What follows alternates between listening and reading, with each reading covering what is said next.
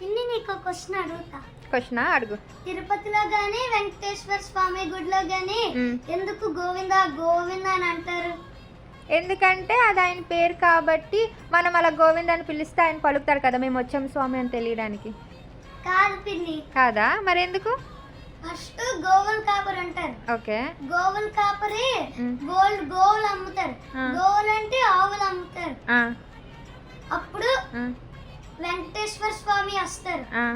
ఒక గోవు ఇస్తారా స్వామి అని అడుగుతారు. గోవా భార్యని తీసుకొచ్చినప్పుడు ఇస్తాను అని అంటారు. కొన్ని రోజుల తర్వాత వెంకటేశ్వర స్వామి భార్యని తీసుకొస్తే అప్పుడు గోవుల కాపరి ఉండరు, వాళ్ళ ఫ్రెండ్స్ అంటే స్నేహితులు ఉంటారు. అప్పుడు గోవు ఇస్తారా అని అడిగారు.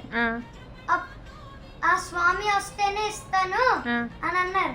కోపంతో కొండపైకి వెళ్ళిపోతున్నారు. తర్వాత స్వామి గోవుల కాపరి వస్తారు. అప్పుడు గోవు పట్టుకొని స్వామి గోవు ఇందా, స్వామి గోవు ఇందా అని అన్నారు. సూపర్. గోవిందా ఇందా అని చెప్పేసి ఆయన పిలుస్తాం మనం అలాగా. ఓకే. ఎలా తెలిసిన ఇది? ఇది యూట్యూబ్ లో చూసా. Thank you. సబ్స్క్రైబ్ చేసుకోమని చెప్పు. సబ్స్క్రైబ్ చేసుకోండి friends. Thank you. Govinda Govinda.